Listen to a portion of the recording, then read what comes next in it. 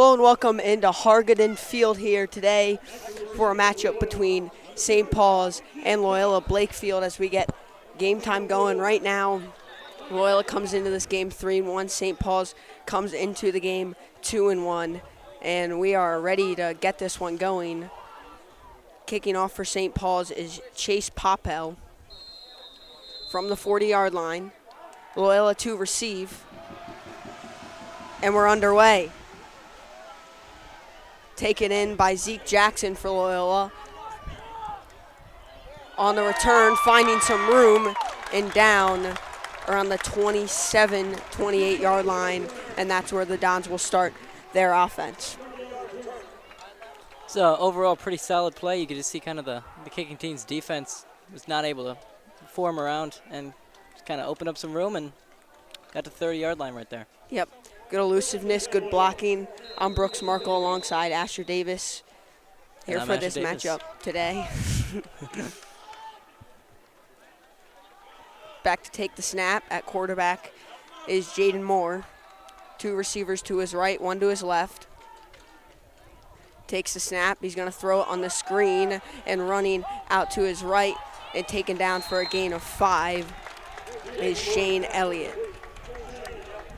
That was just a really simple screen pass right there, but obviously he wasn't being guarded too closely by St. Paul's, so took advantage of that. Quick pass out. Gets 5. It's going to be second down and 5. Oh, breaking the huddle.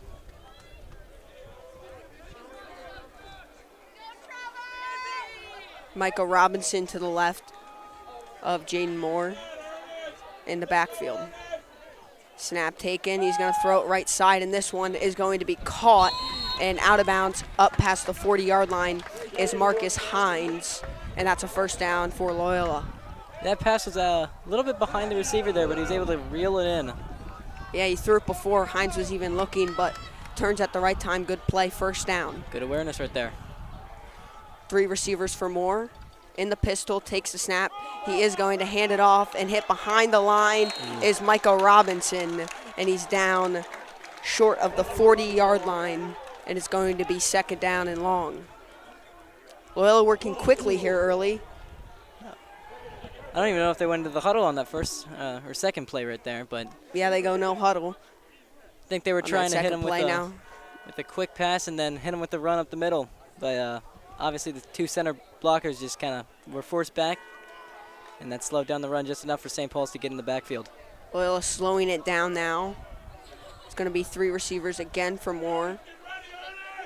Got 2 men back with him in the shotgun again. Motions Robinson out to his left, looks at him, now drops back to throw, has time, it is going to throw to Robinson, who makes a nice catch and moves upfield and is going to get to the 47-yard line. It'll be third down and 5.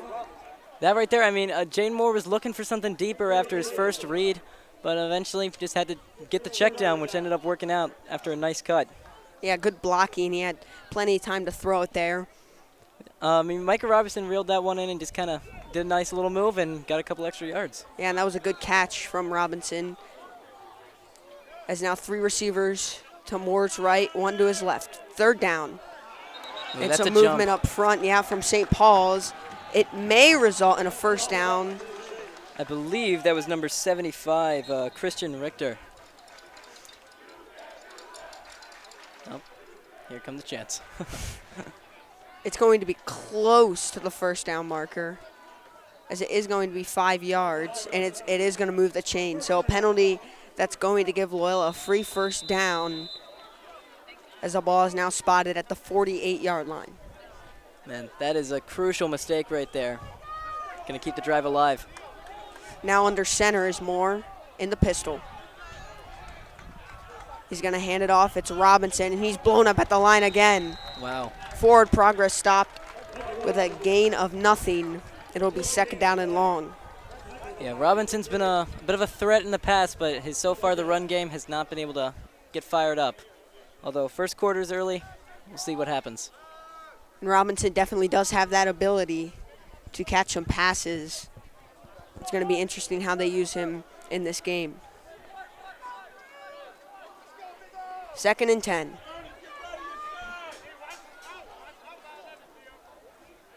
Moore is going to go with a little touch pass. This is Elliott. Elliott finding some room and gets about 4 yards, and it's going to be 3rd down. Yeah, Elliott went into motion and just a simple jet sweep, threw him off guard a little bit. That's their best run play yet. Oh, Jane Moore coming back from the sideline to the huddle. Big turnout for the game today. Lots from St. Paul's and even more from Loyola. Boosters Club really came out today. Yep, and a pink out for Breast Cancer Awareness Month, as today is October 1st. As a big 3rd down now here, close to midfield for Loyola. Moore drops back to throw, looks short for Robinson. Now he's going to throw across the middle, and it's caught breaking tackles and down at the 30-yard line.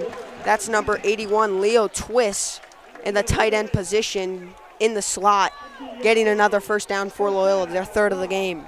Again, Jane Moore was just looking for the check down there, wasn't able to get it, and took a solid pass to Leo Twist, getting a really nice chunk of yardage there. 1st down. So that's 2 3rd down conversions, one being a penalty and another actually in play with Leo Twist there. Nice gain. Best passing play so far as Moore lines up under center here on 1st and 10. Twist goes motioning. They're going to hand it off. It's Micah Robinson again plowing forward and getting about 5 or 6. There it 2nd goes. down. Run game starting up again. Micah Robinson. Yep. Definitely an important part. As you've seen, they can throw the ball, but to get that going, throw the defense off. Offense is only good if it has a dual threat, and they certainly do.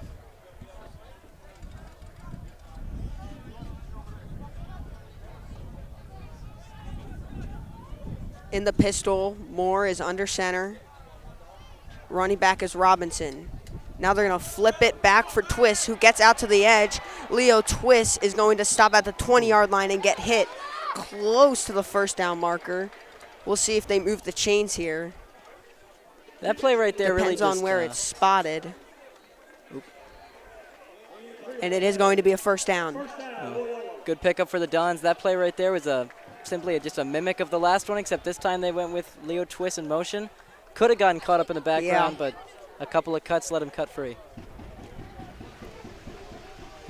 Good speed there to get to the edge. It could have been a disaster if they got him behind the line, but it's going to be 1st down and 10 from about the 20-yard line, just inside of it at the 19.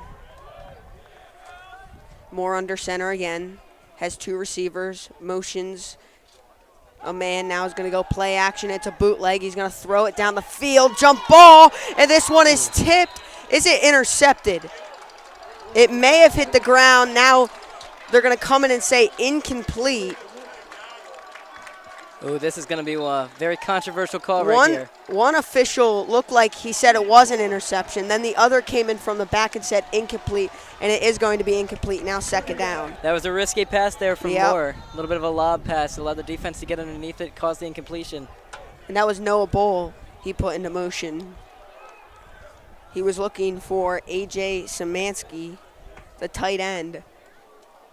Nifty play, just not a great throw. But they get away with it. 2nd and 10. Moore back to throw. Throws it across the middle. He's got a man open. It's Bull, and Bull is down inside the 10. It's going to be 1st and goal Loyola.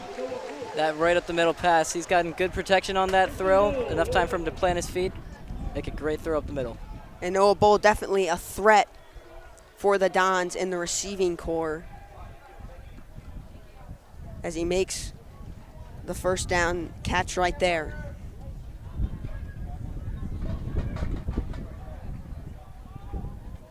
Okay, they're in the shadow of the end zone right now. In the pistol, Moore takes it under center. He's going to give it to Robinson. Robinson bounces out to the left, powers forward. Whoa. Touchdown Loyola. That is exactly what you want to see as a coach, just good power running. Getting a good dual threat offense right there with a mostly passing drive, I believe, finished off by a solid run by Micah Robinson. A drive of 6 minutes and 45 seconds, 5:15 left here in the 1st quarter, and Loyola's on the board. Connor Becks to kick the extra point to make it 7-0.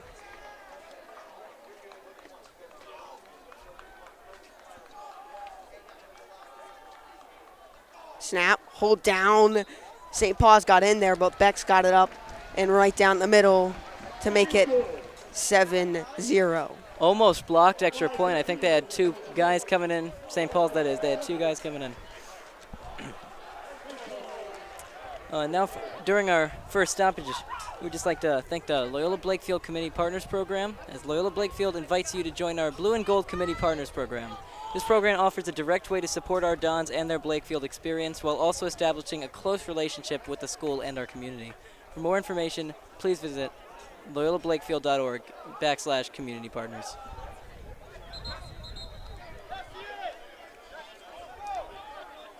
Getting ready for the kickoff here. Dons had a lot of hype around this game. There was certainly a lot of players on the Loyola side that were hoping for a big game here, and so far we got it on offense. Let's see how the defense does on their first drive. Yeah, and then to our right is a packed student section today for this game. A huge turnout. I mean, it's good. You want to show your Dons some support, especially since we have the Boosters Club here. Bang, if you ever hear a drum bang in the background, that is absolutely them. Beck's to kick it away. And sends this one low. Take it in by St. Paul's around the 15-yard line and then slipping down up past the 25-yard line.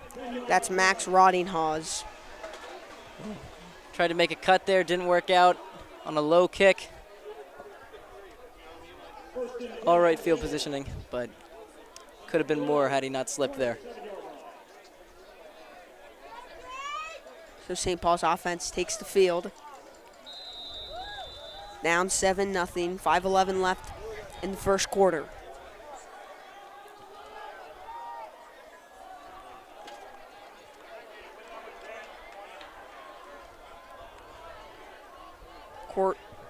It's going to be a handoff, and a flag does come out as the run gets up to the 30-yard line. And it looks like that's going to be, I believe, an illegal formation. Currently quarterbacking for St. Paul's is Jake Baer. He's a senior.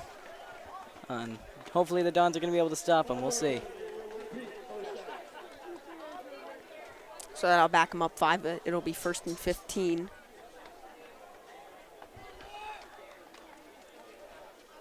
Ball spotted at the 22-yard line.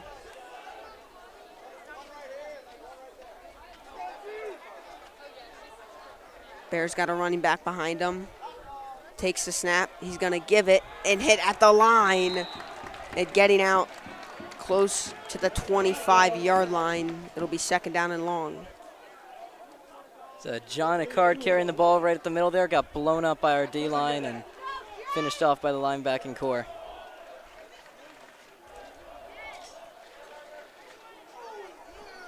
We'll see. We're not able to get back the penalty yardage that they lost on that first play, so going to be at a slight disadvantage to start this drive.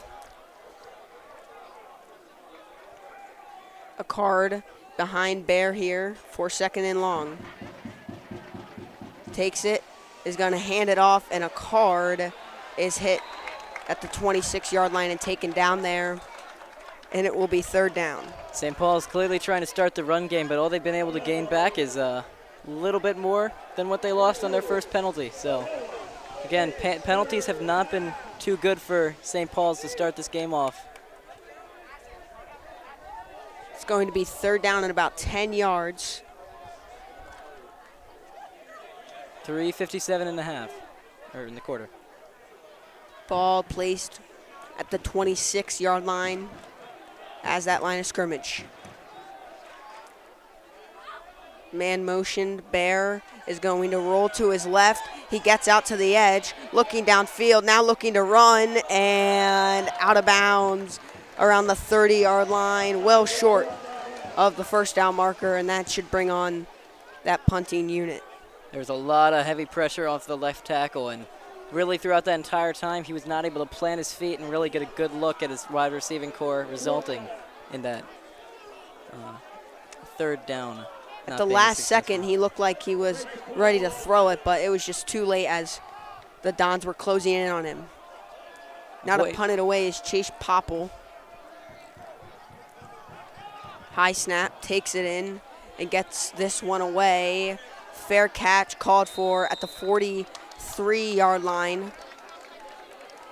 Great field positioning by the Dons, possibly set up by the fact that our punt blocking team right there almost got to the point. Might have thrown off some of the punter's focus there.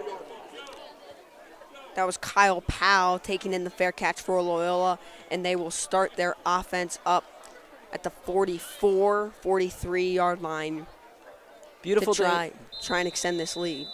Beautiful day for football today. Absolutely. Great weather. Sun is shining. 0 clouds in the sky at all. And the Dons are hoping to bring home the win today. Jaden Moore in the shotgun.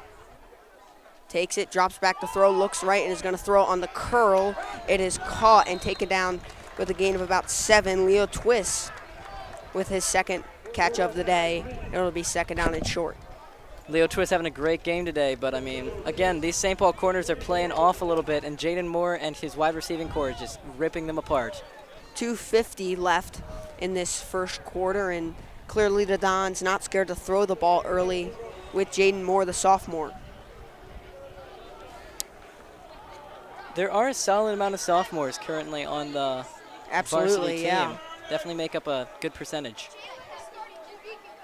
2 receivers to the left, 1 to the right. Moore is going to throw it on the curl, and it's another catch. Number 14, Ezra Carter, another sophomore, gets the first down for Loyola. Pass game is going great for Loyola, and I mean, as much as the pass game's going great, it's good to emphasize on the run game, which has already punched in the touchdown again with Micah Robinson. So, not much resistance from this St. Paul's defense as of late.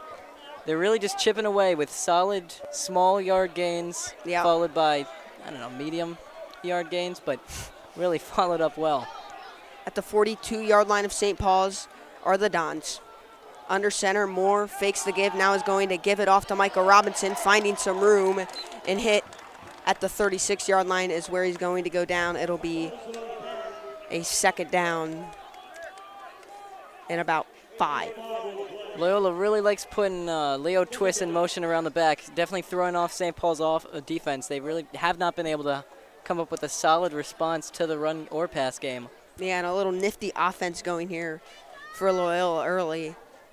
It's the great thing about high school. You can do a little bit more trick plays. Yeah, showing different formations and fakes as the Dons are in the pistol here on 2nd and 4.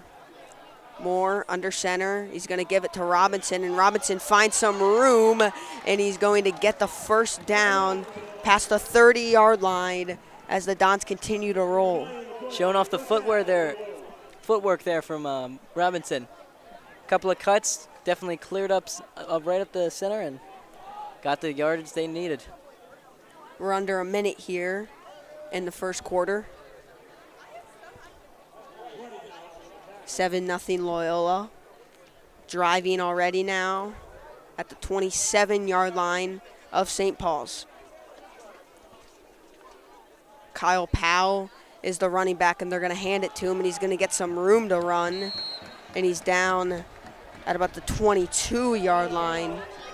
Gets about 5. I believe that's 2 pass plays, 2 run plays, both of which were up the center.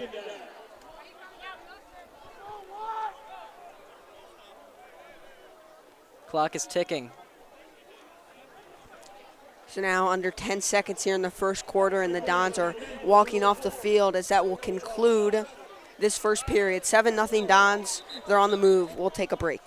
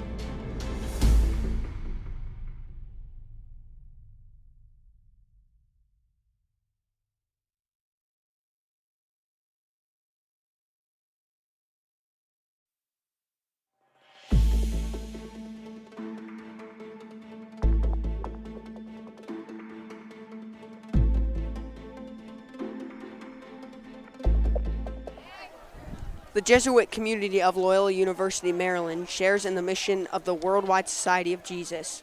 This mission includes the service of faith and the promotion of justice in dialogue with cultures and with other religions.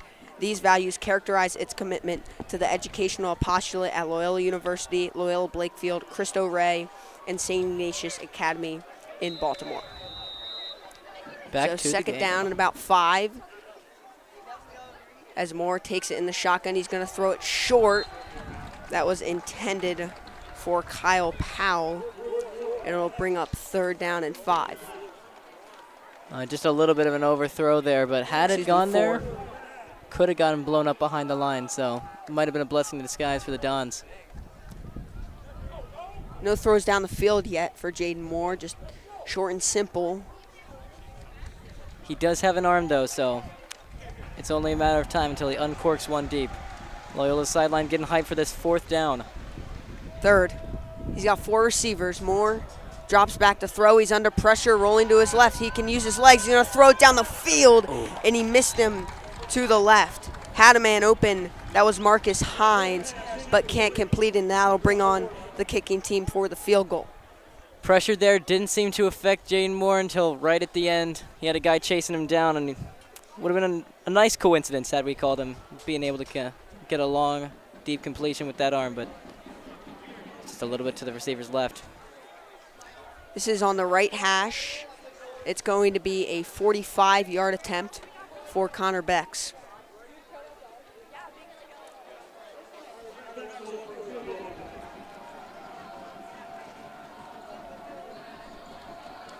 Excuse me, 38 yards. Snap, good hold, good kick, right down the middle. And on to Charles Street. 10-0 Loyola. Here to start out this game. 11:46 left in the second quarter. Connor Becks hitting some solid extra points and also that field goal under some heavy pressure. Offensive line during those extra points have barely held together. But offensive line on offense has been doing quite well, actually. Other than that one pass on that last drive with Jaden Moore, not a lot of pressure. Yeah, well, that was a big stop for St. Paul's after Loyola seemed to kind of walk down the field. Who knows that for that first quarter, but they stopped them there to start out the second quarter and hold them to a field goal. That first quarter break definitely helped the defense recollect. Yeah, got them regrouped. Connor Becks on to kick it away here for the Dons.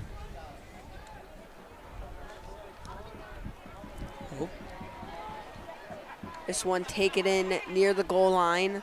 Out on the return through the middle of the field, and he's hit at the 15-yard line and taken down.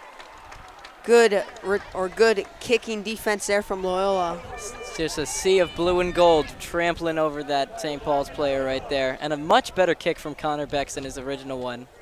And part of that was definitely due to the fact that the kick returner had a little bit of a difficulty bringing that ball in. But he was able to get another 5 yards out of that. That was Giovanni Petrovia on the return. Didn't get much room. So Jake Baer, the senior, out to run the offense for St. Paul's, get something going. Motions a man, takes the snap, and is going to be on the run. He's hit. Now he's running backwards. Now he's hit at the 7-yard line and thrown down. A big loss there and a disaster for St. Paul's, and it's going to be second down and very long. That is one of the cardinal sins of the run game. Do not run backwards. Yeah. I think he thought he had something, did not. Seemed like a lot of confusion. I could barely see where the ball was until Loyola Don's defense definitely could. Loyola's sideline definitely getting into the game.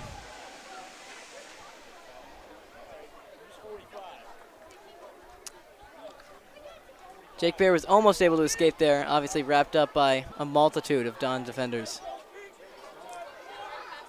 Here's second down and long. Ball placed at the 9-yard line. Baer takes a snap, He's back to throw. He's under pressure, rolling to his right. Stiff arms, stays on his feet, throws it, and incomplete. Wow. Intended for Max Roddinghaus, and it's third down. Almost made a play out of it. Jake Bear has been under some serious pressure in his few offensive opportunities, and Loyola is taking a serious advantage of this St. Paul's offensive line. He was out to his right immediately once that ball was snapped. He's doing a good job of extending the play, though. Even though last time, he did lose yards from it. This time he could have possibly had a completion had his receiver been able to haul it in. So third down and very long here. About 16 yards. Bear motions a man. He's under constant trouble early here, and he's down again. Loyola's defense has been superb, and it's fourth down. I don't know whether you attribute these sacks to the Loyola's defense or the nightmare that is this drive for the offense. That was not very fun for Jake Bear.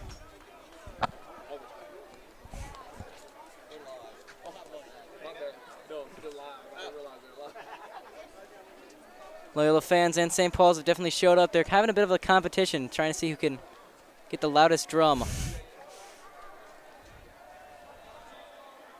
St. Paul's on to punt it away, and Loyola got in there, but couldn't quite block it as this ball is going to bounce just past the 30-yard line and picked up at the 32. That's perfect field position for Loyola to start out the drive. Exactly what you want to see on a punt. Again, Loyola, really for both sides, the special teams have all almost been blocked. Maybe we'll get to see one today. Jaden Moore earlier in the season actually had a field goal block for himself. Got him Athlete of the Week. 3 to his left, 1 to his right for Moore. He's going to fake the handoff to Robinson. He's going to get some room to run. He's inside the 15, out of bounds around the 10-yard line. That was a great play action. Even I didn't know if he was handing it off or not, and neither did the St. Paul defenders. The read option, another example of this niftiness of Loyola. He's actually going to be marked out at the 13-yard line. Jaden Moore, good dual threat. He's a good runner, solid passer. His brother is currently at Duke on their football team, so hoping to follow in his older brother's legacy, get to be a good college quarterback. And we're going to get a timeout from Loyola here with 9:34 left in the second quarter. First National Bank. First National Bank is proud to be a sponsor of Loyola Blakefield Athletics, home of the Dons. At First National Bank, we believe that doing the right thing for our customers starts with making our communities even better places to live and work, and that the best way to do that is to get involved. Our involvement with Loyola Blakefield and the athletics program is just one example of how First National Bank gives back to the local communities everywhere. Please stop by our local branch in Towson at number 1 West Pennsylvania Avenue or visit our other branches throughout Greater Baltimore and the Mid-Atlantic region. You may also visit us online at www.fnbonline.com. First National Bank, member FDIC. And what do you think St. Paul's has to do to get this offense going? I mean, in really, the second quarter. Really, they're going to have to improve upon the pass game, and the pass protection has been, for lack of a better word, not very good in these first couple of drives. Jake Bear has been under constant pressure, and their run game also has not been able to really get started. So Loyola's offense has had many opportunities to get on this field, giving them the 10-0 lead. Yeah, it seems like he really hasn't had a clean pocket as Twist running to his right in motion. The snap is going to be taken by Moore and handoff to Micah Robinson, who's down at the 10. Yeah, that was a solid way to break out of that timeout right up the middle with Micah Robinson, who believed that might be his first carry of the drive. But he definitely helped out through convincing the defense that there was a run going on during that play action with Jaden Moore. Ball on the right hash. Line of scrimmage is the 10-yard line here for second down and about 7. Moore drops back to throw. Now he's going to run it. He has some room up the middle. Makes a move. Diving for the end zone. Touchdown, Loyola. That is great dual threat quarterback. As I mentioned earlier, he has got the ability to run, saw a lot of room up the middle, and gave Loyola's sideline a good reason to celebrate with a solid cut that I do believe made a couple of St. Paul's defenders fall.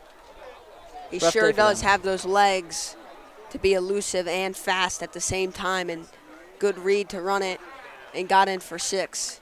Connor- 16-0 in Bex to make it 17. Connor Bex is having a busy day as a kicker. If only they were fantasy.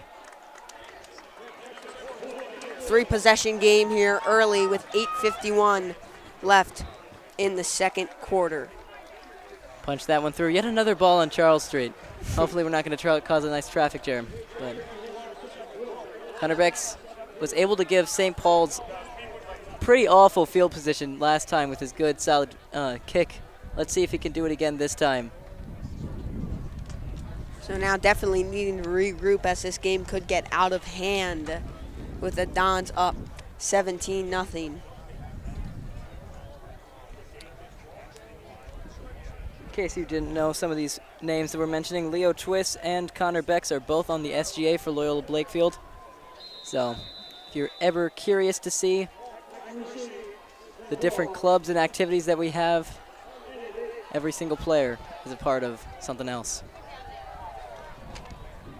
Bex gets this one away, and this ball bounces into the end zone for a touchback. Solid kick by Bex there.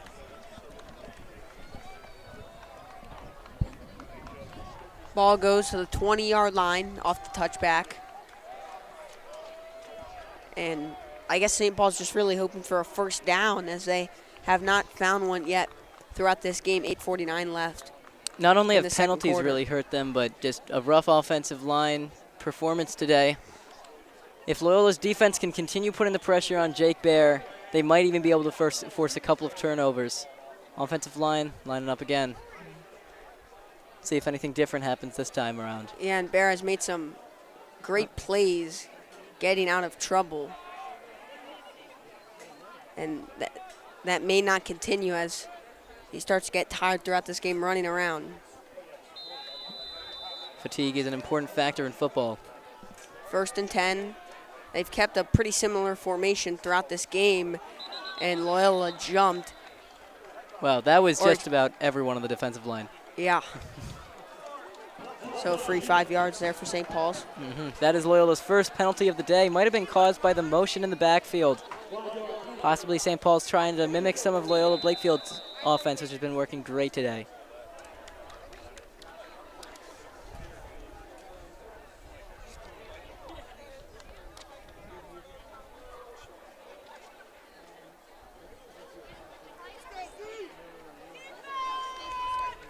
Okay, Loyola. lining Ickard up. is behind Bear here for 1st down and 5. And again jumping is Loyola. They're going to pitch it and trying to get back to the line of scrimmage. Question Is here Josh is, Steinspring. question here is, did number 46 cross the line? That would be Giannis Kligas. Doesn't seem like he did. The refs have nothing to say about that. So it's loss of about 3 yards, and it's 2nd down and 8. Seems like everything's been negative for St. Paul's throughout this game. Not a whole lot of offensive yards. I'd say they probably have gained more yards in their first drive than any other. I don't think they have positive yards throughout this game. Looking a lot like the Chicago Bears. Dropping back to throw is Barry, throws it left side, and there's the first completion of the game, about 3 yards shy of the 1st down marker. It's Ernest Willer, and a flag is now going to come out late. Might be a personal foul. There was a lot of Dons in the area after that tackle. Refs are consulting each other, trying to figure out why exactly the flag was thrown. And it's sportsmanlike conduct on the Dons. Ooh.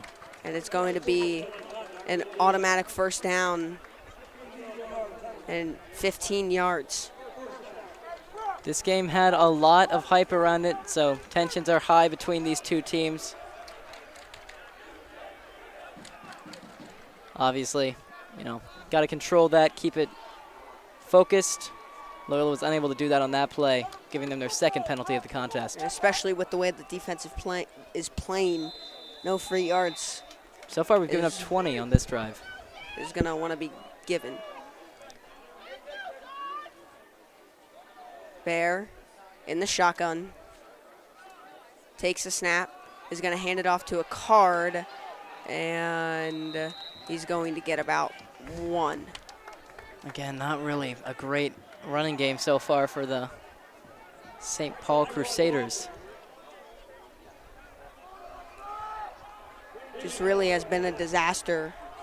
They come out in the same formation every time, and it seems like Loyola is reading it.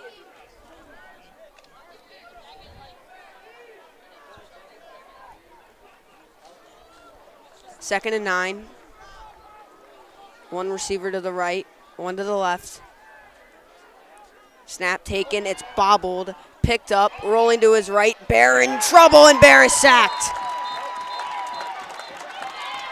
Yep, at the 35-yard line, Aiden Parson taking him down. The senior, 5'11", 190, and made a big play right there. Bought the 36. It's 3rd down and 15 yards. Offensive line throughout this drive had actually been doing better than last drive with holding off the Loyola defenders, but that one probably more due to the Jake Bear's fumbled snap there. That's just going to throw all the rhythm off for that offense and result in a huge loss of yards. May see some pressure here on 3rd and long. Snap taken, Bear rolling to his right, has some time, now is going to run it and making some moves, but not enough to get up to the 1st down marker. Right there was at least one linebacker blitzing up the middle, so obviously the added pressure, like you said. And Jake Bear was allowed to get out of the pocket and past the line of scrimmage, but was not able to get the 1st down. It's going to be about 4th and 6. St. Paul's keeping their offense on the field here. Sidelines are getting excited for this next play. Huge play here. 6:07 left in this second quarter. Hoping to convert here.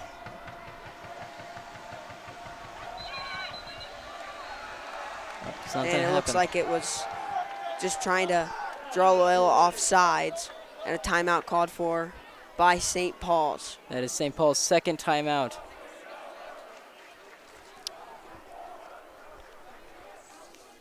$1-800-GOT-JUNK is the world's largest junk removal service. They can make the ordinary business of junk removal exceptional by sending a team of 2 friendly, capable pros who will do all of the removal from anywhere, inside or out. They'll finish up with a thorough broom cleanup. Up to 60% of the items they collect are donated or recycled, and if you call before 2 p.m., they can guarantee same-day service within 90 minutes of your call. From one item to many truckloads, nothing is too much to ask. Stop staring at that junk pile. Call them today.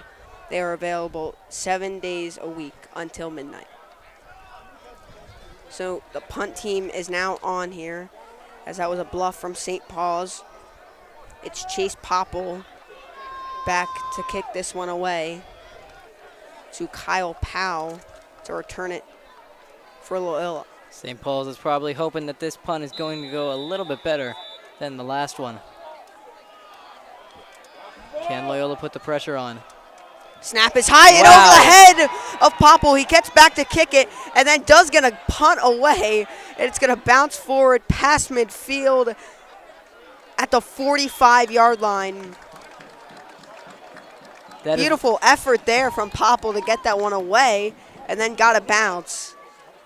One of the more impressive 10-yard punts that I've seen in quite some time. At Loyola's own 45-yard line. That was really impressive to get that one away with a Don right in his face. There was a lot of confusion there after the punt was kicked off and allowed for him to get that punt off. Very impressive from the punter. So St. Paul's loses their hopes of pinning Loyola deep into their territory. Instead, they start up near midfield. Moore has two receivers to his left, two to his right in the shotgun. Motions Elliott, takes the snap, drops back to throw, has time, looking to run, out to his left, now looking to throw, and he is going to throw it at the end, and almost intercepted. Very, very close. That was Josh Steinspring, and it will bring up 2nd down and 10. That was some good pressure from St. Paul Crusaders. Jaden Moore forced to make what was not going to be his best throw decision of the game, but not able to capitalize for the defense. Get some good field positioning for St. Paul's. That's the second risky throw he's made throughout the game, but they get away with it. But on the other hand, he's been exceptional running the ball into the end zone and also throwing the ball. He's been doing great this game. Hopefully he doesn't keep trying to force those throws in. Two receivers right, one to the left. Throw is almost picked. It was intended for Michael Robinson in red by Ernest Willer. That was playing offense and defense. He almost took that the other way, and that would have been 6. That would have been a fantastic way to get the St. Paul Crusaders back into this game. Not able to capitalize, but they've definitely slowed down the offense, which has been just trampling them throughout this game. But they were able to redeem themselves on this drive. So it seems like the first 3rd and long now for the Loyola offense. St. Paul's, this is a crucial 3rd down. Hopefully they can get some points on the board before the first half ends. Loyola trying to prevent that. Robinson, the running back, with Moore in the shotgun. Back to throw, pressure, throws it left. It's caught by Twist. He's very, very close to the 1st down marker. It looks like he's going to be less than a yard shy, and it will bring up 4th down and 1. They're definitely out of field goal range unless Connor Becks has some serious power that he's hiding from him. Is it going to be marked as a first? Yeah, no, it's it's 4th down. 4th down and looking like they're deciding to go for it. Jaden Moore's running back to the huddle. They're trying to get the sideline hyped up. 2.5 feet.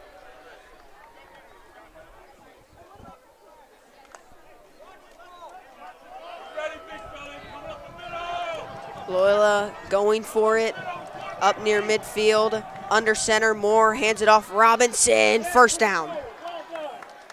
That is a 1st down. Exactly what they needed. Robinson powering through for the first run play of the drive.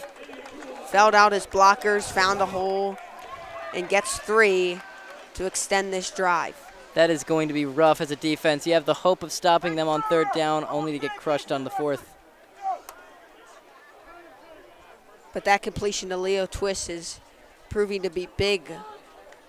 Twist having himself one heck of a game. Yeah, 3 receptions already. And the Loyola offense has a clean 1st and 10. Moore has 3 receivers right in the shotgun. He's going to fake the handoff. Moore is going to get room to run. Watch out. Hurdling over a man down at the 25-yard line. That was the exact same play that they ran earlier to get the touch, or at least close to the end zone with Jaden Moore. And again, it is a weakness in the St. Paul Crusaders. He tried to hurdle the man. Would have been cool. Gain of 18 yards. Ball on the left hash. 17-0 Loyola. 4:30 left in this first half. Really let the speed go there. Got himself a solid gain. Second successful read option of the game from Jaden Moore. The other one resulting in a touchdown. He fakes the handoff to Robinson, and he had no protection there as he's down for a loss of about 3. Wrapped up by 2 St. Paul players there. Lucky he was able to keep himself safe, but the protection was not there on that play for Loyola. 3:48 left here in the second quarter. Loyola on the move. Have a nice cushion already, but trying to extend it.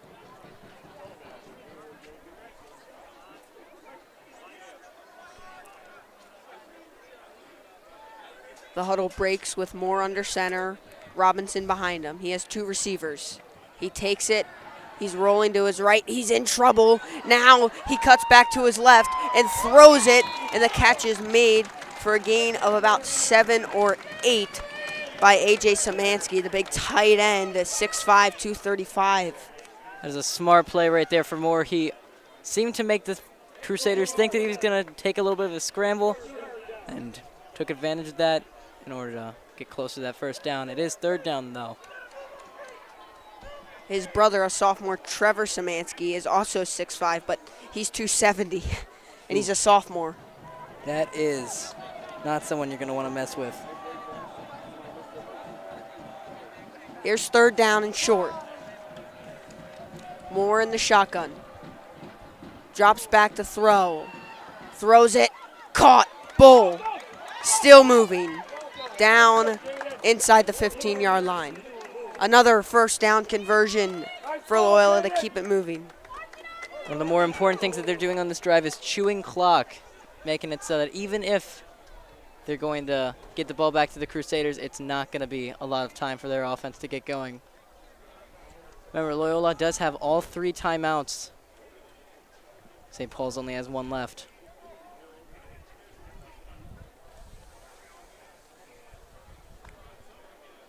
Two minutes left in this first half. Ball on the right hash. Players are probably hoping to get to halftime after sun is beating down on everyone. Powell and Robinson back there in the pistol, under center. It's a play action, rolling to his right, throwing to the end zone. Incomplete. It was hauled in by Marcus Hines, but I believe he was out of bounds to bring up a second down. Haynes was wide open on that play, calling for the ball almost the second that the defender broke away from him. But again, Jaden Moore under some serious pressure, as he has been throughout multiple plays on this drive, actually. It was the right idea, though. That ball had to be on the sideline side of Marcus Hines' body, but if he threw that towards the center, there was really nobody back there with him.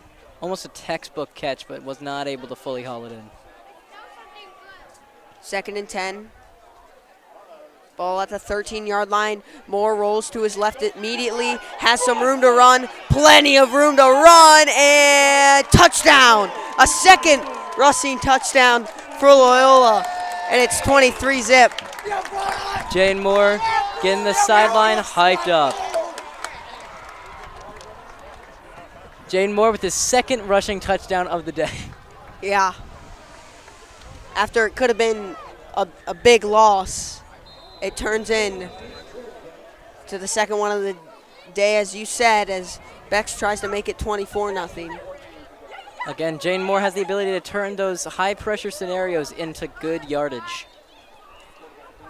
The kick is good. Great kick.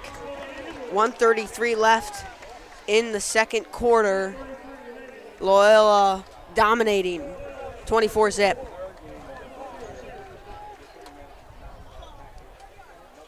One minute and 33 left to go in the half.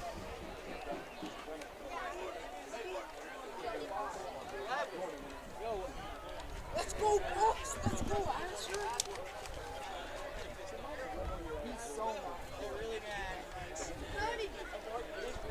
Lots of the Dons showing up in pink today, hoping to give breast cancer awareness some support, as we said.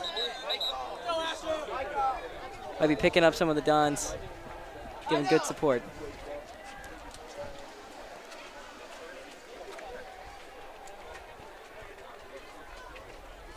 Okay. And now if you're St. Paul's, do you run this down to the second half, or do you try and get some points?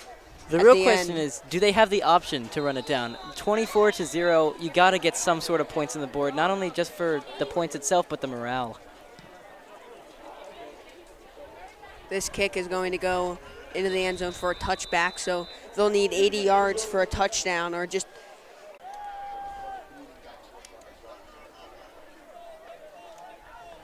but not to call this game over, but St. Paul's is definitely in a ton of trouble. It's not over till it's over, but you certainly got to get back into it going into the half. You don't want to have a team that's demoralized, especially going into halftime. If you got a goose egg on the scoreboard, you're going to want to wipe that off. Yep. Could also make the argument to just take it to regroup mode and get it back in the second half. They will receive that second half kickoff. That is their saving grace. They're going to come out in that same formation. Let's see. Bear has a card behind him. 2 receivers left, 1 to his right. Snap taken, throws it left side. This pass is caught and hit right away. Shane Elliott with the tackle. And we'll bring up second down Shane Elliott at was about getting 7. incredibly excited after that big hit, limiting the yardage of St. Paul's and quite possibly killing their drive if they are not able to continue getting Excuse good me, second yardage. down and 10. That was a gain of nothing. Oh, wow. Not what you like to see as a coach. Clock was stopped by Loyola, who called the timeout.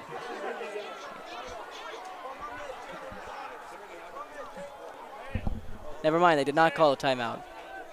Scoreboard is not rolling right now, though. No, I believe he dropped that ball. Oh, he dropped it. Yeah, Nice incompletion caused. because I don't think the clock would stop for any other reason, as it's going to be a give and nothing going again. John Acard couldn't get any room. It'll be third down as that clock ticks down. Student section for Loyola was very into that defensive play. Run game they might do what you were saying, Brooks, and just run down the play clock Yeah. until halftime. Might be a And good regroup. Anthony Zayud, Loyola's coach, doesn't seem to try and stop that and get some more points on the board. Not that they already have a ton. 50 seconds now. A card has been taken out of the game for this play.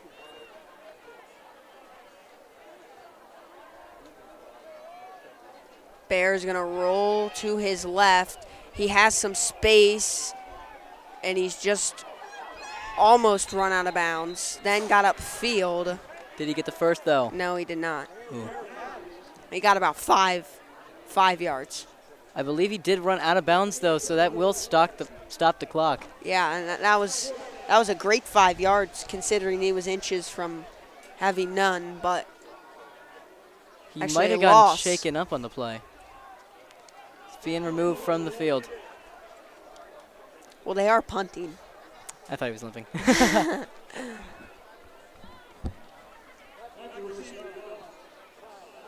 We'll see if the Loyola Blakefield Dons are able to capitalize off of getting the ball back with 30 seconds left in the half. They This do is have This all is a three big timeouts. punt here, though.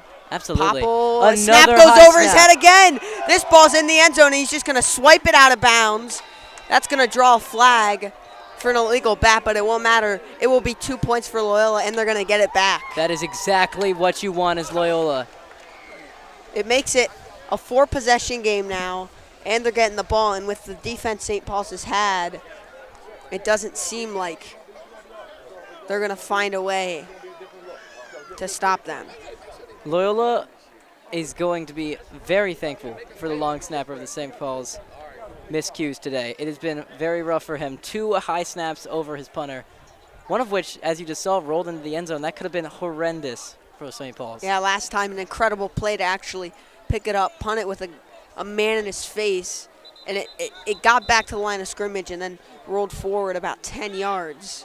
Well, St. Paul's is going back out there. Something.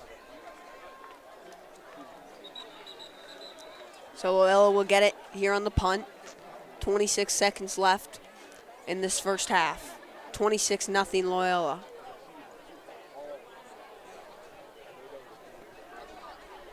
As it was a safety, they're going to have to kick off again to Loyola.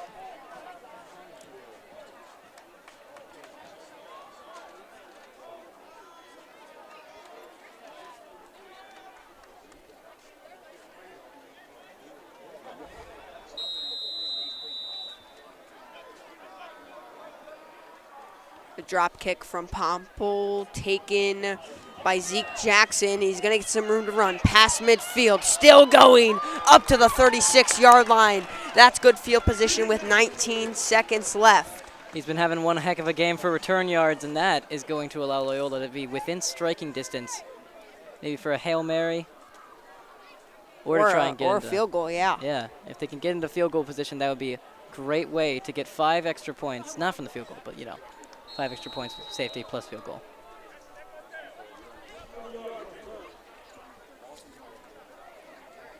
This has been not the best 30 seconds for the St. Paul Crusaders, to say the least.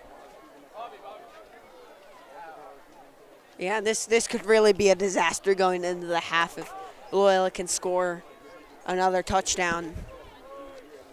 They've had 3 in the game, 2 rushing from Jaden Moore and another rushing from Micah Robinson. Moore's in the shotgun, definitely looking to attack here. Have a nice cushion on the scoreboard.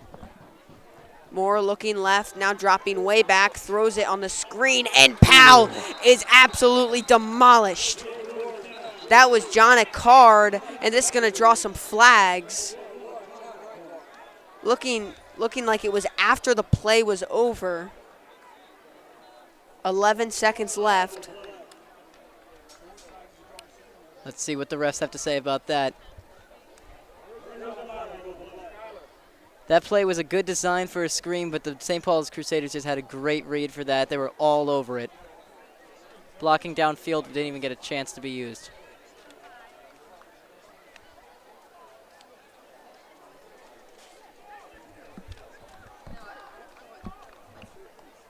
Ref still discussing. So it is after the play was over.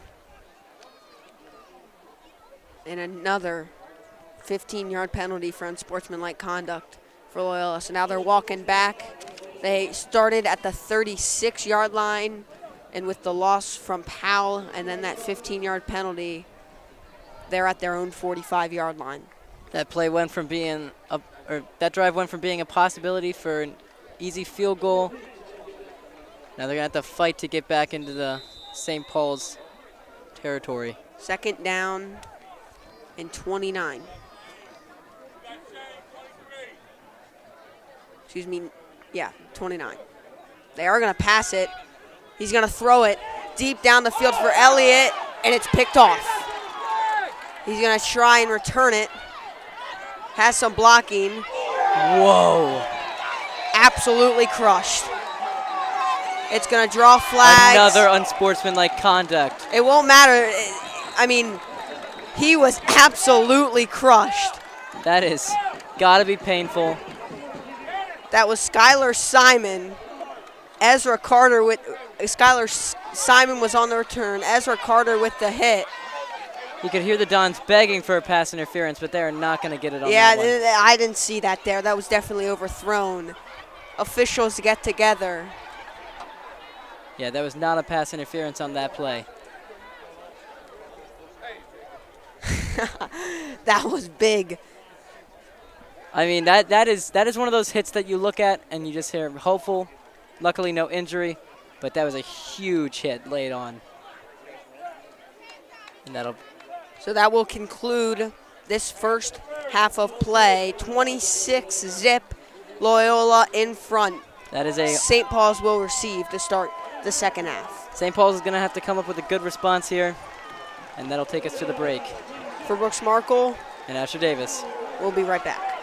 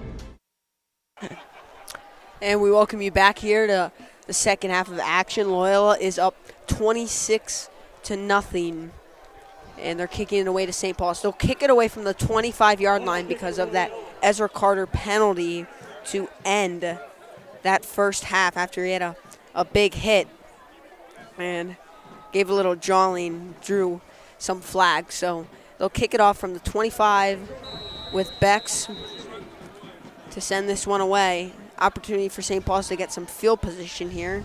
This is end over end, taken just short of the 30-yard line, running straight ahead and hit at the 39-yard line, and that's where St. Paul's will start out their offense. Oh yeah, that was a big hit right there. They've come to play clearly and have not shied away from some physicality. Yep, Loyola is certainly looking to lay on some big hits during this second half and wear down the already seemingly fatigued St. Paul's side. I mean, they have not really been able to come up with a response on offense or defense other than that second quarter pick, but I mean, that was really just off of the lob by Jaden Moore.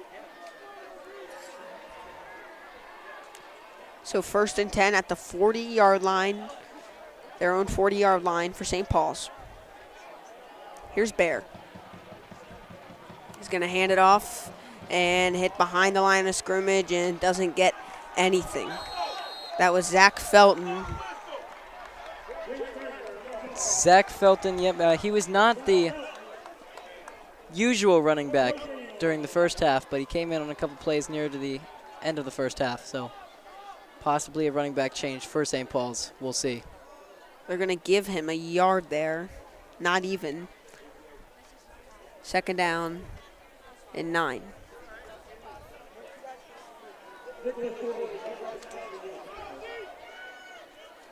Getting lined up here. Felton in again at running back. Snap taken, Bear back to throw, throws it right side. This one is caught. It's a good catch over the middle. It was a nice catch. Especially. Almost got blown up. Garrison Curry, the senior, making the reception for St. Paul's. It's great for a wide receiver to be able to take big hits like those over the middle. As long as you can have the courage enough to catch it and take that, it's good gain of yardage. 3rd down and 3 for St. Paul's. Maybe the first 3rd and short they've really had all game. Yeah, they've been having a rough time on offense, hoping to get it restarted, get a bit of a kickstart for this second half.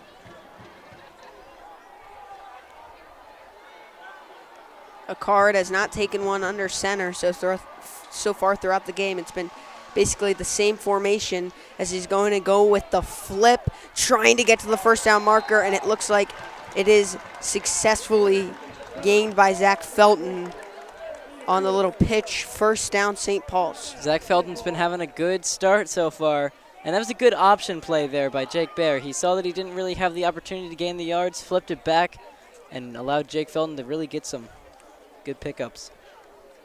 So Zach Felton. Ball at the Loyola 49-yard line. That's the line of scrimmage on the left hash.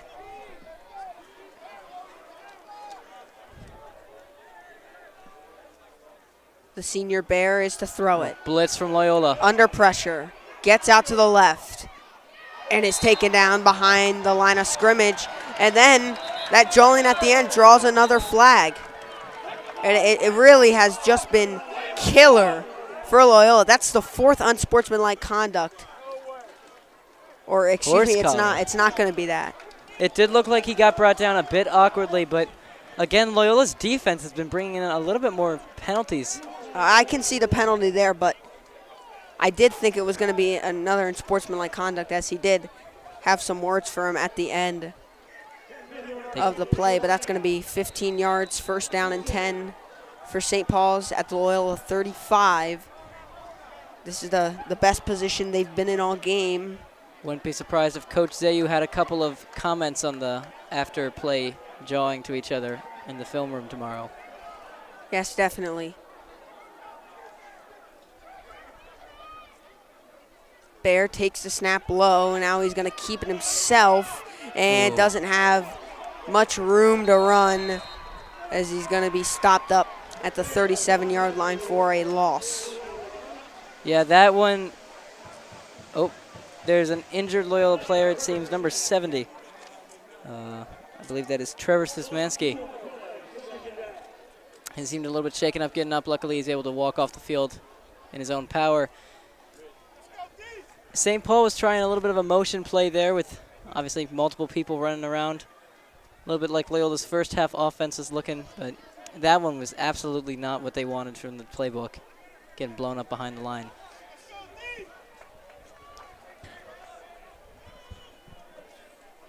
Here's second down and long. A card standing at the 40, takes it. He's going to go with a pitch, and this is going to be a flag. Before the play, it's going to be a false start on St. Paul's.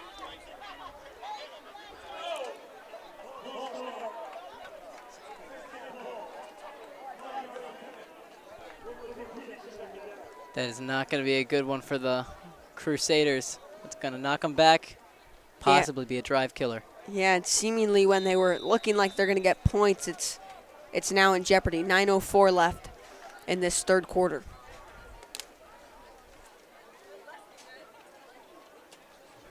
Let's see if they're going to go in motion again here. They've been doing that a lot this drive. Yep. They go play action, under pressure. Bear staying on his feet, making moves, and now dragged down by his legs at the 36, 35-yard line, and a card is coming up hobbling. Looks like he's going to stay in.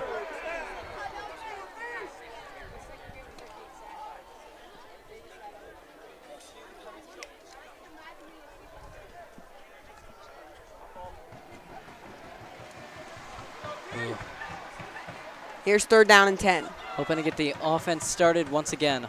A card staying out there even with hurt leg, drops back to throw, throws it deep down the right side. Jump ball almost hauled in by Jones Steinspring, and it'll bring up a fourth down. It was a fantastic defensive read by Micah Robinson to get his hand in there and break it up. Now, the question is, does St. Paul go for it here and attempt to extend the drive and get some points on the board in the second half? Might as well with that 26-0 deficit they have. And that offense is staying out. Loyola's offense is getting a lot of time in the shade here, so let's see if the defense can get them out on the field. A card trying to convert here on 4th and 10 from the 35-yard line. And they're going to hand it off on 4th and 10 and get 3 yards. It was Zach Felton trying to pick up 10. And I don't know if that was to give Loyola the ball or try and fool them, but all in all, it's Don's football.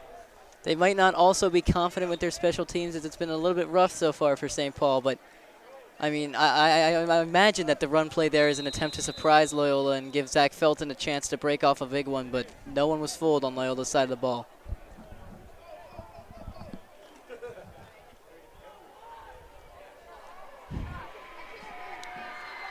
Loyola's side is given the support. Offense is back on the field.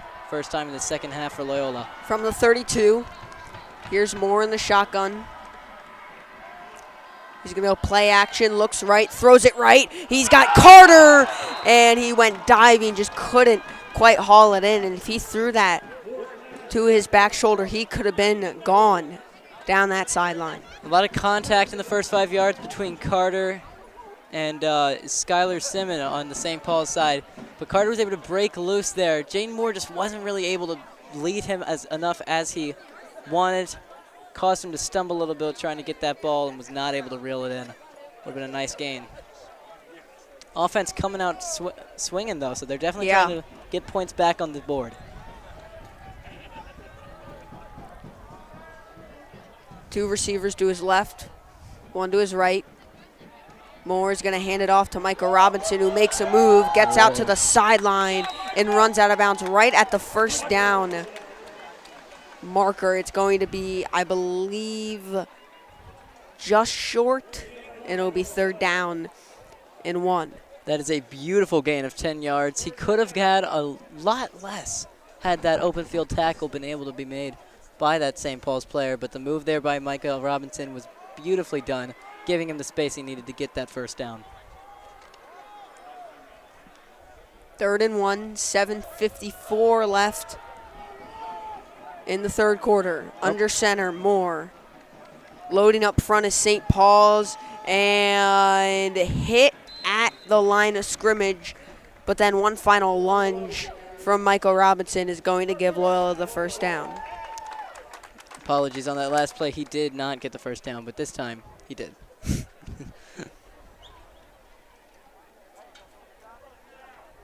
His offense has been moving well down the field. Michael Robinson has been having a nice first half and second half so far.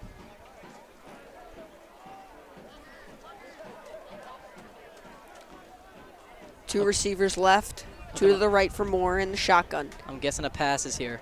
He's also got Michael Robinson to his right. He's going to flip it here to Elliott, and Elliott's going to get some room to the left and be taken down at the 49-yard line.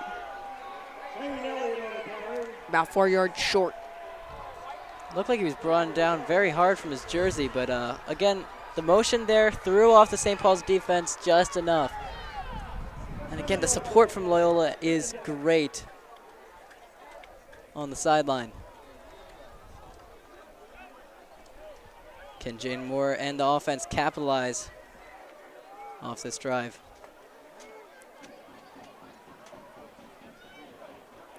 Moore again in the shotgun. That's what he's like throughout this game. Has time, throws it left side. He's got Elliott, and Elliott dropped it. Looked like he picked up his head before he had it. It'll bring up 3rd down. Exactly what coaches teach you from day one. Got to follow the ball in, but obviously this play calling has been great so far. St. Paul's, again, got a lucky break with that drop ball, but Elliott has been an important part of the offense so far. Jane Moore had a good throw there, but unable to really connect.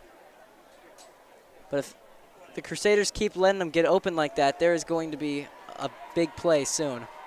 No, and Moore definitely placed that well. It was just a little bit scared of that safety coming in and hitting him. I don't blame him. Seems like Elliott just picked up his head and didn't follow it in. Here's 3rd and 4, and we're going to get a whistle, and it's going to be a false start on Loyola. Ooh. That is a penalty that might very well slow down the drive enough on 3rd down for the Crusaders to be able to get the ball back to their offense. Let's see, though. I doubt Loyola will go for it on 4th down in this kind of field positioning with this kind of lead. So this is most likely going to be the play that is going to cap off this drive if they can't convert. From their own 44-yard line, ball on the left hash. Moore in the shotgun, looking to pass it here to convert this first down. St. Paul's brings the pressure. Moore rolling right, now stops. In trouble, his helmet comes off. He almost stayed up, as that was number 65, Theodore Rodriguez, for St. Paul's delivering the hit. Jaden Moore's not getting up on that big hit. Looks like he's holding his leg. Helmet did come off, so he's lucky that he didn't get head contact, but that very well may be a crippling injury right there for the Loyola Blakefield offense. It looks like he's okay. He's sitting up. Oh, yeah, no, he seems fine. It's just, you know, you really don't want your starting quarterback to be taken out of the game like that. Trainers are surrounding him.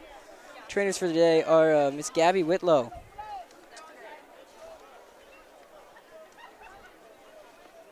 Doesn't seem to be in too much pain, but that was a hard hit. It seems like it is his leg. Maybe a little bit better than a head injury. He really Again, he looks okay. Not too much cause for worry for anyone at home, but you know, you do hope that your quarterback is going to be able to stay healthy throughout the season. All right, we'll take a break and we'll be back in a few.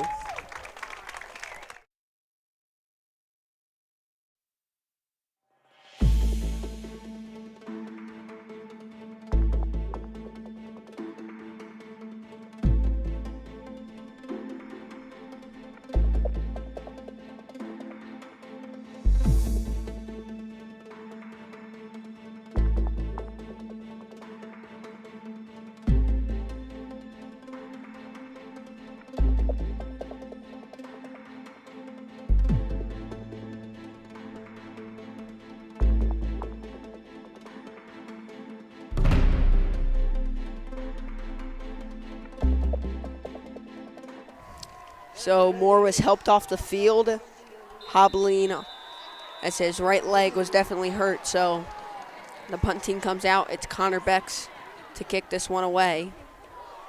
And he gets one off end over end.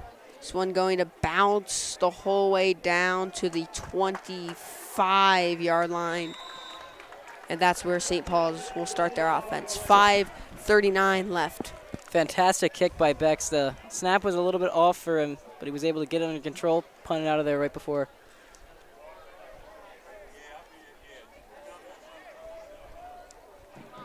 Yeah, Jaden Moore got a standing ovation as he walked off the field, though, so lots of support coming from the sidelines of both teams, actually, as you can hear the drum of the Crusaders.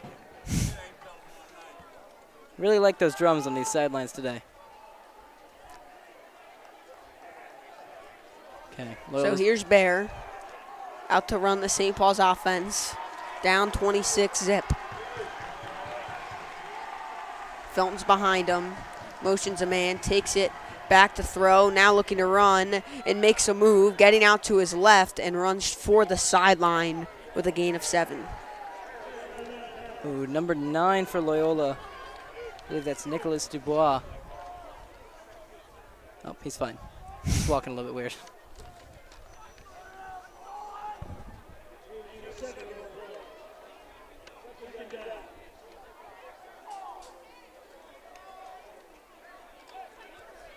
It's a good scramble there by Jake Bear to give a solid gain of yards. They have not had a lot of room in this game to get anything going here, as it's second down and short.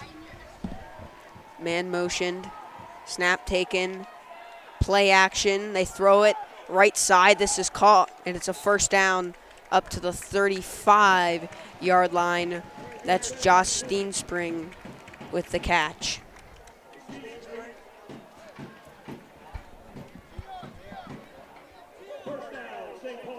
Oh, substitution. That'll be John Steenspring being replaced by Giovanni Petrovia. Yes, Steenspring comes off hobbling a little bit. He was hit by multiple Loyola defenders, so.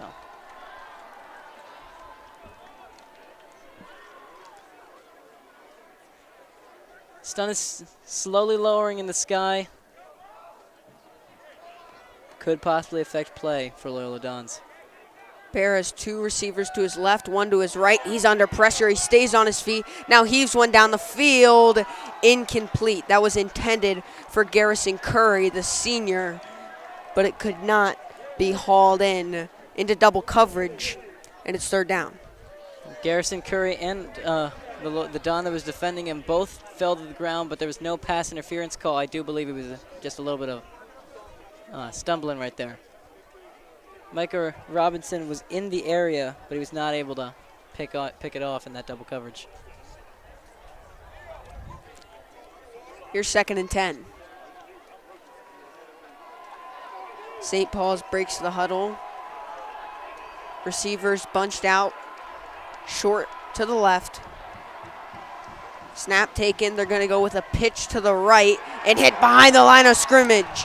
It was Giovanni Petrovia trying to get some room, but he was taken down with a loss of 2, and it's third down and 12. That was a big hit by the Dons. And again, this drive, I know that we've said this on many of the St. Paul's drives, is crucial for the offense. If they don't get any points on the board in this third quarter, it's not looking good for their team. They might decide to go for it.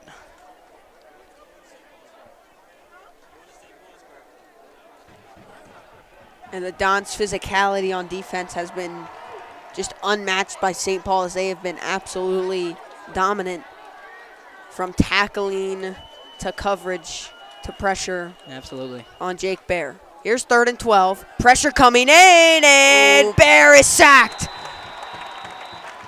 There was 2 guys getting in there. It was mainly Szymanski and Cheesebro.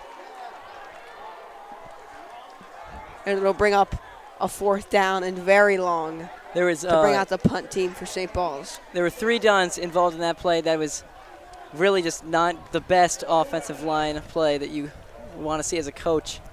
But the punt is on, hoping, if you're St. Paul's, that this is going to be a much better punt than last time. Both Szymanski brothers coming to get in on that sack there. It's a high snap, but taken in this time, and they get the kick away. Fair catch called for and taken at the 42-yard line by Powell. And with 2:50 left in the third quarter, the Dons take the field with a 26-0 lead. It's a good catch by the punter.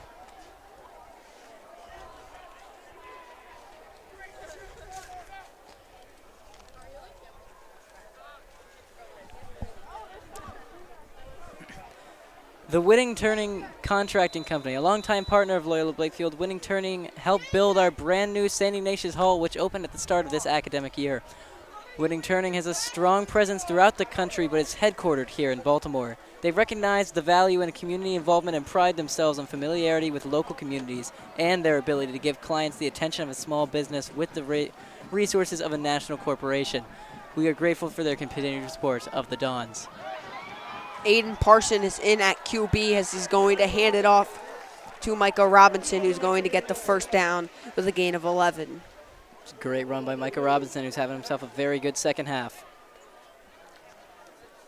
So now Don's in it looks like chew clock and get this game over with, get nobody else hurt here as they have a massive cushion.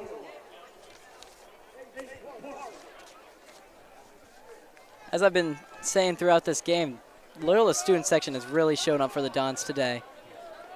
Definitely the support you want to see as a coach and as players. Parson under center. Takes it and gives it to Micah Robinson, running behind his blockers, getting some room to run up to the 40-yard line. Still going. Robinson finally brought down, and a first down. Powerful run from Micah Robinson, not going down. And Loyola continues to move the chains. If I'm Coach Zayu there, that is exactly the kind of effort and physicality that I would be promoting in the film room. Because that run by Micah Robinson not only got them the first down, but it got the student section and the team fired up. He refused to go down and kept moving forward, even though he had, I think, 2 to 3 St. Paul Crusaders trying to bring him down. Great running, great blocking, great play. And it's not even that they need that anymore, having the lead they have. Parson is in the pistol. Brooklyn Jones now the running back for Loyola, and he's going to get the handoff up the middle. He's going to get some room to run and be taken down at the 30-yard line. That's a gain of 6, second down. Good running game so far. They so far haven't shown any passing formations with Jaden Moore off the field, but quite a possibility for Aiden Parson, who is a senior at Loyola Blakefield, to possibly be able to get the ball moving with his arm. We close in on a minute left in the third quarter. Parson has just taken it under center so far in his appearance on the field with Jaden Moore out with an injury. He's going to give it. It's Jones out to his left. Jones with room, taken down by his shoelaces inside the 20-yard line. St. Paul Crusaders throughout this game, but especially in this drive, have almost zero response for the running game by Loyola. Brooklyn Jones and Micah Robinson have both been able to get large chunks of yardage throughout this without a whole lot of resistance. Brooklyn Jones, the small speedster, similar to Micah Robinson in his build, showing off what he can do here as the backup. Say Jones has a lot of cutting ability, so does Micah Robinson. Now Parson finally goes in the shotgun. 2 receivers to his right, and he's going to go with a read option and be thrown down with a gain of about nothing. The read option has been working out very well for Loyola's offense so far, but without Jaden Moore in there. Oh, speaking of him, Jaden Moore is back in the game. So that will conclude our third quarter. We'll be back on the Loyola Sports Network.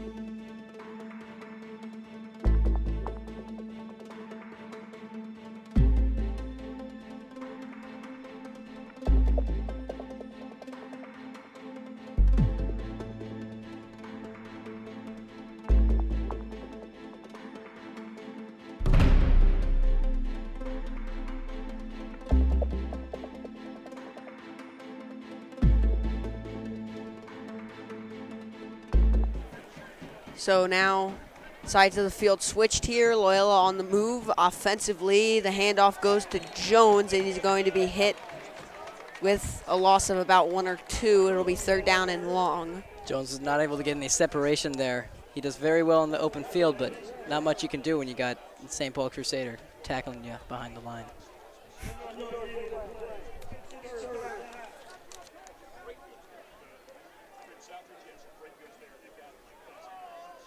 Ball at the 24. In the red zone. Can the Dons convert? Excuse me, not the 24, the 19. Under center, Parson is going to play action. Here's his first throw of the game. Rolling to his right, has room, running out of room, and throws it out of bounds. Smart move to throw it away. He was under a lot of pressure, and no one really opened there, so good idea not to throw it into coverage. So Beck's now on to make his try to make his second field goal of the game.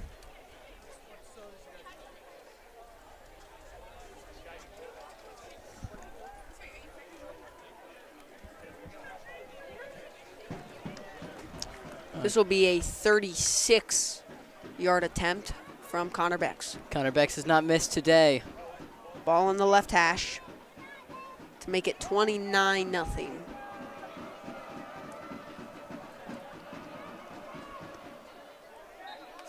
It's good. On to Chestnut. We are really clogging the road with those footballs.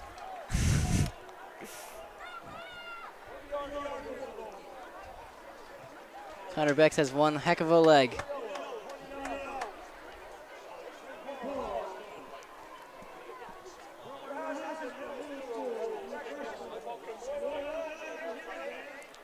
We'll see how the St. Paul's offense is affected by facing towards the sun for this drive. Might throw off some of the quarterbacks' field of view. You're really in love with the sun today. I love the sun. Big fan.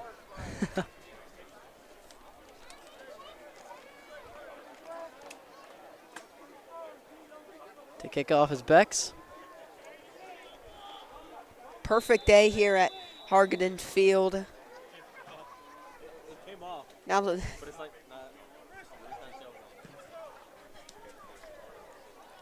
one taken at the 10-yard line. Now running out to the left. He's got some room, and he's up past the 30-yard line. That was Giovanni Petrovia on the return. Had some room there, and then he didn't. Exactly. Just got shut down, but still got some decent field position for his offense. 10:56 left in this fourth quarter. 29-zip. Loyola now just trying to run down the clock. If you're the Crusaders, you're probably come out and you're just hoping to put some points on the board. Again, it's not over till it's over, but they've really got to score some points or else there's almost no shot. But let's see what happens here. Two receivers right, one to the left. Bear is going to hand it off to big Mason Ferreira, and he doesn't get anything.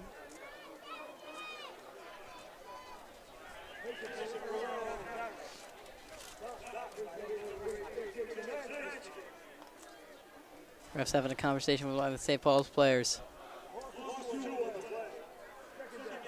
2nd and 12 here.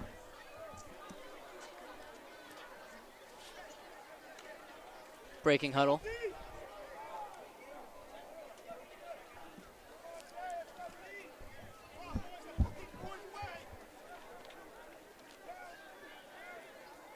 Bear drops back to throw, throws it right side.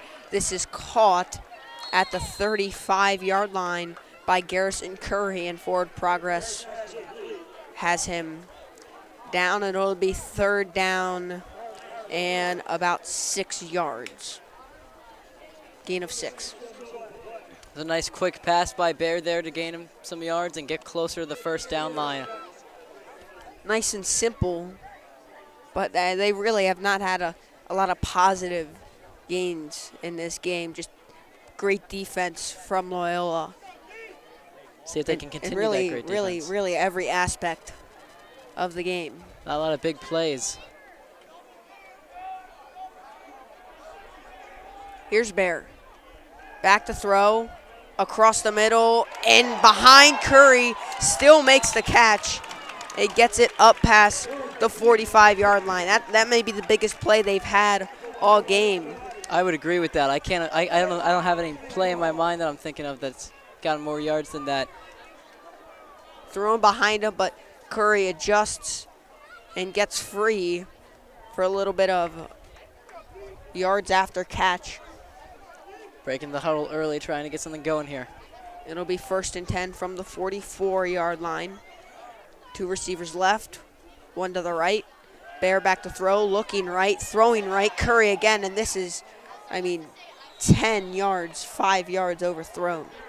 Yeah, you could hear the audible groan from the sideline as it was overthrown by the quarterback, Bear.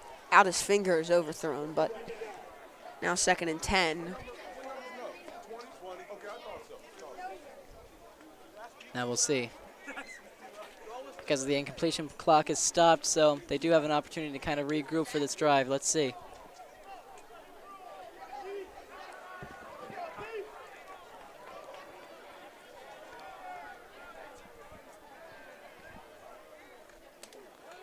They go with the handoff. Ferreira is down up past the 40-yard line. A flag does come in. There has not been a lot of flags in this game other than the unsportsmanlike conducts.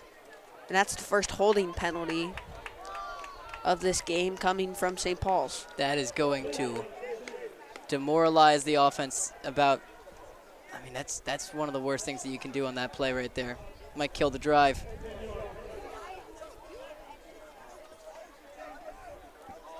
But yeah, like you were saying, Brooks, there's not been a whole lot of penalties. First half had a decent amount, but this second half has been played relatively clean. I don't know if there was a single flag thrown in the entire third quarter.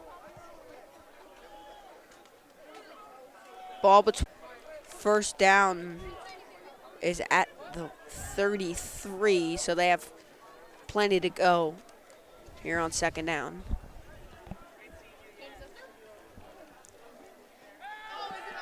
Back to throw, time for Bear, goes deep and knocked away.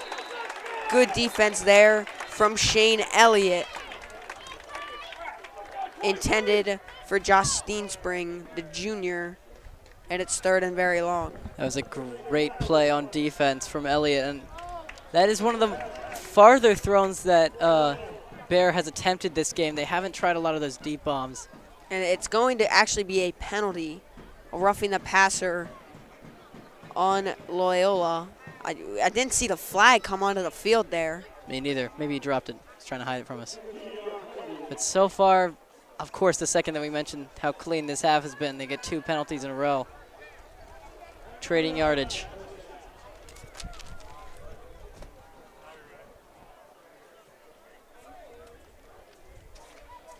So it's a first down at the 39-yard line. 15-yard penalty there. 2 receivers left. 1 to the right for Bear. Drops back to throw. Throws it deep down the left. They're just heaving it down the field now. Incomplete. It was double coverage intended for Daniel Davis, his first target of the game. Shane Elliott has been having a lot of targets thrown his way, and he's defended pretty much every single one perfectly. Great defensive play from Elliott today.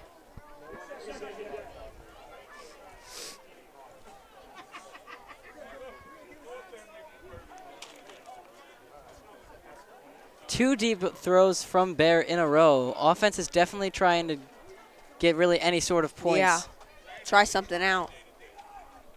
Let's see if they do it again.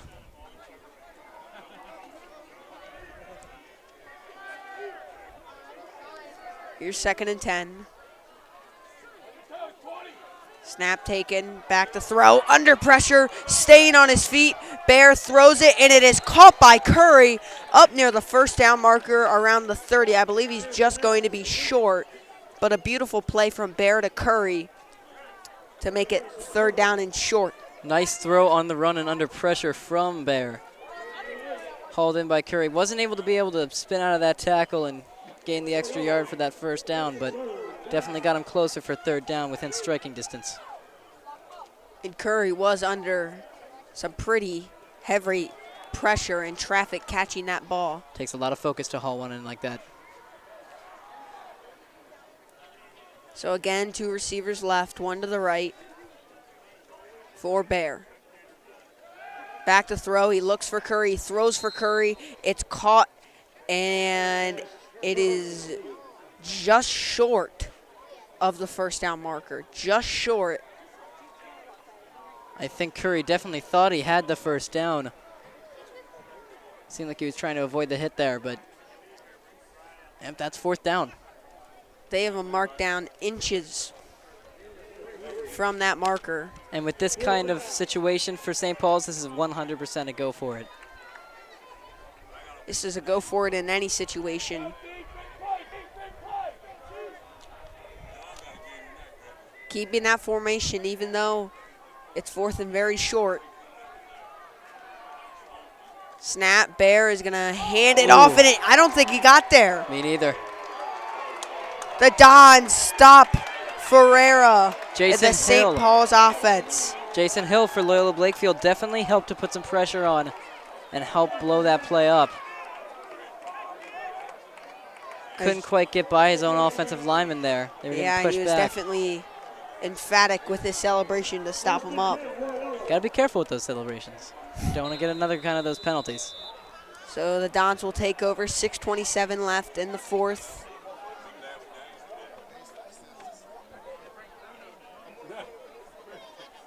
Offense back on. Jaden Moore is back on the field for this offensive drive. He was injured in that third quarter. Took him about 10 minutes in this game to come back on the field, get the offense going again. He's going to play action, under pressure, throws it up. Carter makes the catch. What a throw from Jaden Moore. Again, when you are under pressure from a big lineman like that, you have to make a quick throw, which is exactly what he did. And Carter hauled it in over his defender and was able to gain a couple extra yards from the run after catch. Beautiful play from Loyola. Ball at the 34-yard line, and Loyola now driving again. That was a heck of a throw, the best he's made all game, and that's the first play after his injury. He comes back in and puts it on a dime. Really, if you're a Loyola fan, that is quite the relief to see Jaden Moore throwing like he is right now.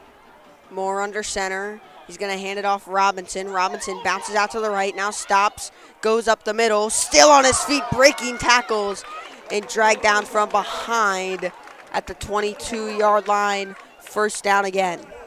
Again, Robinson refuses to go down against this defense and really just keeps these plays alive, gaining the extra chunks of yards when some players would just give up. That's the kind of effort that you like to see as a coach.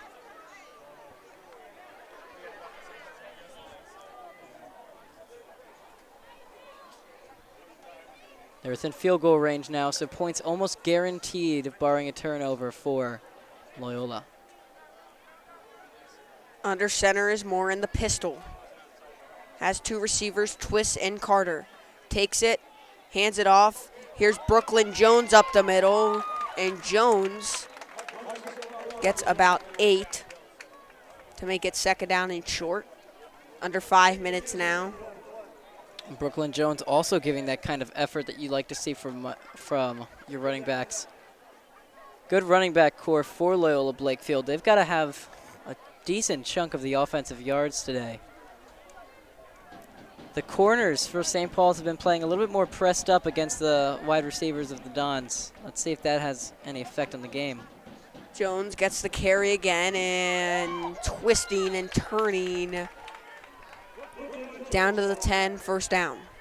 It's a good gain of yardage right there. The offense keeps going like this, it's soon going to be 36-0. And that is going to be first and goal now for the Dons.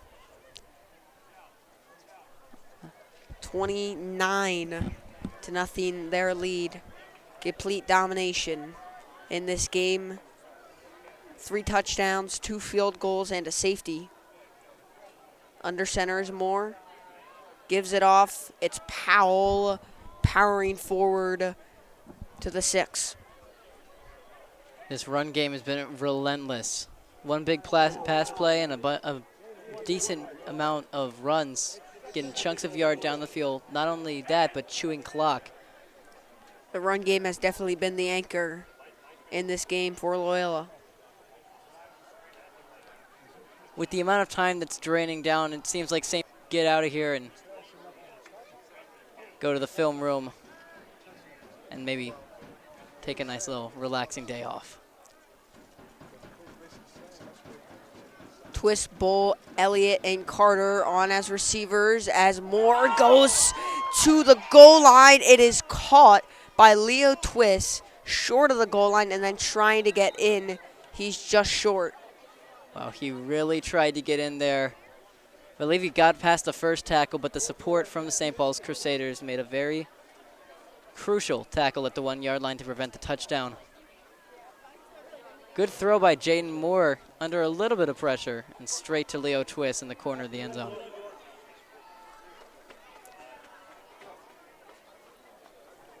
So it's going to be 3rd down in goal at the less than 1-yard line for Loyola, trying to punch one in here. Moore in the shotgun, has 2 receivers. Takes the snap, fakes the give to Powell. It's batted up in the air and incomplete. And it's 4th down.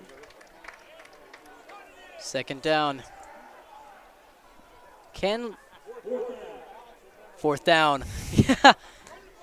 This would be a very impressive, very impressive hold from St. Paul's if they're able to prevent an offense that is firing on every single cylinder from getting into the end zone here late in the game. Loyola not backing Jorgensen down. and Powell behind Moore under center. He takes it, he goes with the sneak, and he is stuck up at the initial moment, and then 2 hands in the air for the touchdown. He got a push at the end, and Loyola gets their 4th touchdown of the game, Moore's 3rd rushing. Jaden Moore has been an absolute powerhouse in the rushing game today. 3 out of Loyola's 4 touchdowns can be attributed to him. That is good, solid running. Connor Beck's up for the extra point. 2:25 left in the 4th quarter.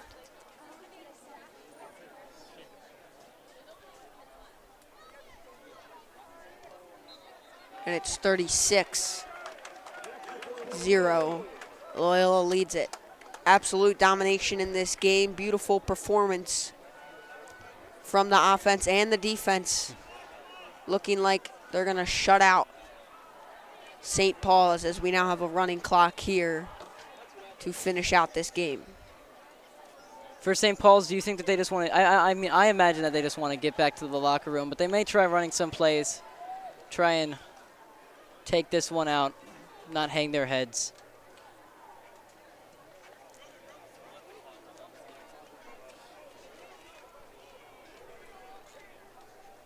Today's been a great game for the Dons, firing on pretty much every cylinder.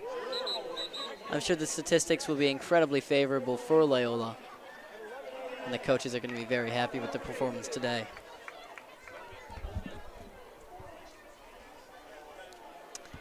Kicking off is Austin Dulay. Yep, getting in some new players here as this game runs down, and it's a pretty good kick. Taken at the 10-yard line, out on the return up the middle to the 30-yard line was Giovanni Petrovia. He's a junior. He's been their return guy throughout this game. And now this game just seems to be at its end. 40 seconds now left. Looks like one more play is going to be run by St. Paul's.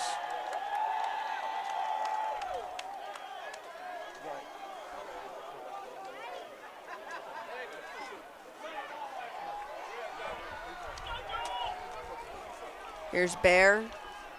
Takes it, hands it off up the middle. And a card gets a couple, and that'll conclude this game. Fantastic game between St. Paul's and Loyola. If you're a St. Paul's fan, probably just want to go back and focus on something else tonight. 36-0 the final. Loyola wins over St. Paul's, improves to 4-1. St. Paul's now goes to 2-2. St. Paul's will play St. John's Catholic Prep next, and Loyola will play McDonough here at Loyola Blakefield next Saturday. For Brooks Markle And Asher Davis. thank you for watching.